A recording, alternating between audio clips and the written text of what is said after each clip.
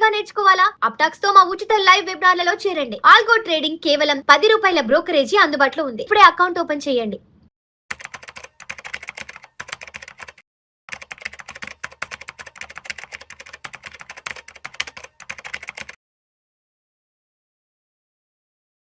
నమస్తే అండి, welcome to Suman TV. నేను విజయకర్దార్. ఇవాళ మనం చూద్దామండి, చాలామంది మనకి 1 లాక్ ఎస్ఐపి చేస్తున్నామండి అని చెప్తున్నారు. చాలామంది గ్రో యాప్లో కావచ్చు, లేదా జిరోదాలో కావచ్చు, లేదా ఏదైనా అడ్వైజర్ ద్వారా కావచ్చు, ఎక్కడైనా సరే మేము 1 లాక్ ఎస్ఐపి చేస్తున్నాం సార్, 1 లాక్ ఎస్ఐపి చేస్తే మనకి అనుగుణంగా చాలా ప్రాఫిట్ అయితే వస్తుంది లాంగ్ టర్మ్ అనుకుంటున్నారు. కానీ చూడండి, ఎవరు కూడా మ్యూచువల్ ఫండ్స్లో 1 లాక్ ఎస్ఐపి అనేది కంటిన్యూ చేయకండి.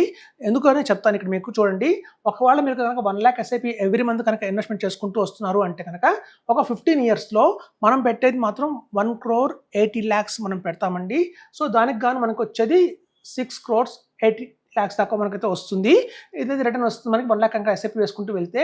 అందులో మనం చూస్తే మనం పెట్టిన ఇన్వెస్ట్మెంట్ ఏదైతే ఉందో 1.8 CR అని తీసేస్తే ఆ బ్యాలెన్స్ అమౌంట్ మీద మనం ట్యాక్స్ కట్టాలండి. ఇక్కడ మన దగ్గర 5 crores మీద మనం 12.5% ట్యాక్స్ తీసుకున్నా కూడా 62,50,000 రూపీస్ ట్యాక్స్ అయితే వస్తుంది. ఇట్లా చేయకుండా మీరు కనుక ఇలా ఈ ప్లాన్ చేసుకోండి. సపోజ్ మీరు మొదలుపెట్టారు 1 లాక్ ఎస్ఐపి మ్యూచువల్ ఫండ్స్లో మొదలుపెట్టారు. ఎప్పుడైతే 1 year తర్వాత మనం పెట్టింది 12 lakhs ఆల్రెడీ పెట్టుంటాము. ఆ 12 lakhs మీద మనకి ఏదైనా రిటర్న్ వస్తే మాక్సిమం ఇంకో 1 lakh రావచ్చు, 13 lakhs అవ్వచ్చు.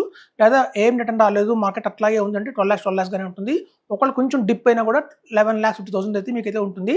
చూడండి, మనందరికీ తెలుసు ఎస్ఐఎఫ్లో మనం పెట్టాల్సిన మినిమం ఇన్వెస్ట్మెంట్ ఎంత అంటే 10 lakhs మాత్రమే. సో ఇక్కడ మీకు ఏంటంటే 1 year నుంచి ఎస్ఐపి వేసుకుంటూ వస్తున్నారు కాబట్టి మీ దగ్గర ఎస్ఐఎఫ్లో ఎంత అయితే అమౌంట్ పెట్టాల్సి వస్తుందో అంత అమౌంట్ మీ దగ్గర సఫిషియెంట్గా బిల్డ్ అయితే అయిపోయింది. ఇప్పుడు మీరు ఏం చేయాలంటే ఆ మొత్తం ఆ కార్పస్ని ఎస్ఐఎఫ్ షిఫ్ట్ అయిపోండి. ఎస్ఐఎఫ్లో కూడా ఎస్ఐపి ఉంటుందండి. చాలామంది మనం లాస్ట్ టైం నేను చెప్పాము ఎస్ఐపి చేయండి ఎస్ఐఎఫ్లో అంటే కొంతమంది కామెంట్స్లో పెట్టారు ఎస్ఐపి ఉంటుంది కదా, ఎస్ఐఎఫ్లో ఎలా ఉంటుంది అనుకుంటున్నారు. ఇది చాలా తెలియదండి, చాలామంది తెలియట్లేదు, అవేర్నెస్ లేదు పబ్లిక్కి. ముందుగా ఈవెన్ ఎస్ఐఎఫ్లో కూడా మనం 10 lakhs పెట్టిన తర్వాత ఎవ్రీ మంత్ కావాలంటే 10,000, 5,000 ఎస్ఐపి వేసుకోవచ్చు అండి. అది చాలా బాగుంటుంది. మనం కనుక లంసంగా 10 lakhs పెట్టి అక్కడి నుంచి ఎస్ఐపి కనుక ఎవరైతే వేస్తారో వాడికి ఎక్స్ట్రాడనరీ రిటర్న్స్ అయితే వస్తాయని చెప్తున్నాను. సో ఇక్కడ మనం కనుక అదే 1 lakh ఎస్ఐపి మీరు మ్యూచువల్ ఫండ్స్లో చేయట్లేదు కాబట్టి ఇక్కడి నుంచి ఆ వచ్చిన 12 lakhs అమౌంట్ని విత్ ఇంట్రెస్ట్ మనం ఏదైతే ఎస్ఐపి షిఫ్ట్ అయిపోయామో అక్కడి నుంచి మళ్ళీ మీరు 1 lakh అయితే ఎస్ఐపి వేసుకుంటూ వెళ్ళండి. అలా కనుక మీరు వేస్తే ఒక 2.5 yearsలోనే మీకు దగ్గర 50 lakhs కార్పస్ అయితే బిల్డ్ అవుతుందండి. ఎస్ఐఎఫ్లో మనకు తెలుసు పిఎంఎస్ ఒక మంచి ఆప్షన్ అయితే మార్కెట్లో అవైలబిలిటీలో ఉంది. అలా కనుక మనం పిఎంఎస్కి ఈ ఎస్ఐఎఫ్లో ఉన్న కార్పస్ అంతా కనుక షిఫ్ట్ చేస్తే కనుక అక్కడి నుంచి మీకు పిఎంఎస్లో షిఫ్ట్ చేయండి. అలా చేసి 50 lakhs మీద మనం ఇక్కడ ఎస్ఐపి ఉండదండి. కొన్ని కంపెనీస్ ఇప్పుడు స్టార్ట్ చేస్తున్న ఎస్ఐపి కానీ టాప్అప్ అంటారు అండి. మనం ఎవ్రీ మంత్ టాప్అప్ మనం చేసుకోవచ్చు. మనకు ఒక పోర్టల్ ఇస్తారు, లాగిన్ ఐడి పాస్వర్డ్ ఉంటుంది. మనం అందులో పోర్టల్లోకి ఎంటర్ అయిపోయిన తర్వాత మన ఇన్వెస్ట్మెంట్ ఎంత అని కనిపిస్తుంది. మనం ఎంత ఇన్వెస్ట్మెంట్ చేస్తాం, ఇవాళ దాని వాల్యూ ఎంత అని కనిపిస్తుంది. దానికి అడిషనల్ పర్చేస్ ఆప్షన్ కూడా అక్కడే ఉంటుంది మనకి. అలా మనం ఎవ్రీ మంత్ కనుక 1 lakh యాడ్ చేసుకుంటూ వెళ్తే అక్కడి నుంచి ఒక 2.5 yearsలో మనకి 1 CR అయితే అక్యుములేట్ అవుతుందండి ఫండ్. ఇక్కడతో మనం ఏం చేయాలంటే పిఎంఎస్ నుంచి ఎగ్జిట్ కొట్టేసి ఏఎఫ్కి మూవ్ అయిపోవాలి. మనందరికీ తెలుసు ఆల్టర్నేట్ ఇన్వెస్ట్మెంట్ ఫండ్లో మినిమం పెట్టాల్సింది 1 CR. మనకి ఆన్ యావరేజ్గా 18 to 20% వర్కౌట్ అవుతున్నాయండి. మంచి ఏఎఫ్స్ మన దగ్గర అవైలబిలిటీలో ఉన్నాయి. సో మనకు వచ్చే లాభం ఏంటంటే అధికంగా ట్యాక్స్ ఫ్రీ. మనకు మ్యూచువల్ ఫండ్స్లో లేనిది ఏఎఫ్లో ఎక్స్ట్రాడినరీగా వచ్చేది ఏంటంటే 3% ఎక్స్ట్రా రిటర్న్ వస్తూ కూడా ఆ రిటర్న్ కూడా ట్యాక్స్ ఫ్రీగా మన హ్యాండ్స్కి వచ్చేది ఏఎఫ్లో ఆప్షన్ ఉందండి.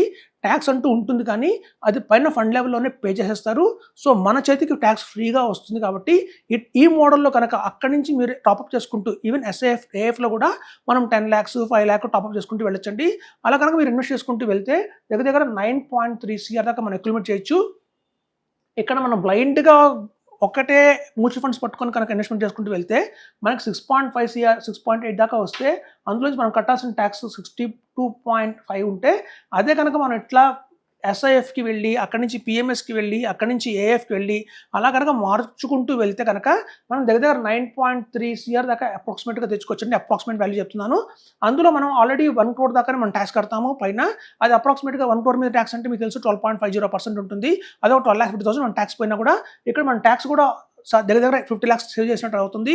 ఎందుకంటే ఇక్కడ మనం ఎవ్రీ మంత్ కూడా 1.25 lakh క్యాపిటల్ గెయిన్ ట్యాక్స్ని మనం తీసుకోవచ్చు. ఇక్కడ మనం ఒక్కసారి కడతాం మొత్తం.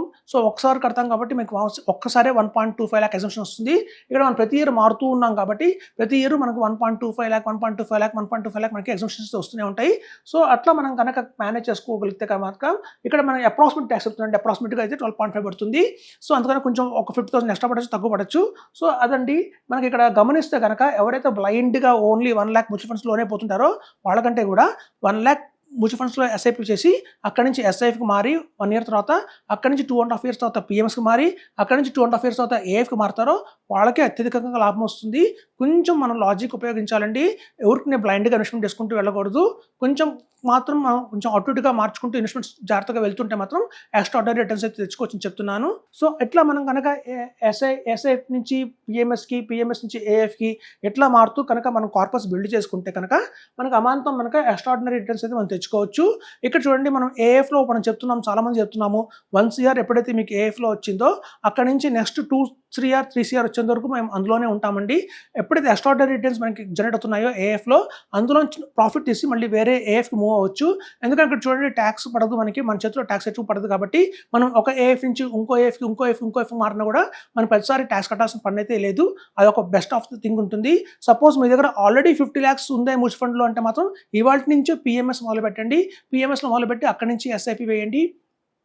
సార్ ఆల్రెడీ నేను 1 year బ్యాక్ నుంచి మ్యూచువల్ ఫండ్స్లో ఇన్వెస్ట్మెంట్ చేసుకుంటూ వస్తున్నాను. ఇప్పుడు ఆల్రెడీ నాకు 10 lakhs 12 lakhs ఆల్రెడీ ఉంది అంటే కనుక ఈ డే 1 నుంచి మీరు ఎస్ఐఎఫ్ మూవ్ అయిపోండి. ఒకవేళ మీకు 1 CR కన్నా అబోవ్ ఉంటే మాత్రం డే 1 నుంచి మీరు ఏఎఫ్ మూవ్ అయిపోండి. ఇది ఎక్స్ట్రాడనరీ రిటర్న్స్ అయితే గ్యారంటీగా వస్తుందని చెప్తున్నాను. Thank you.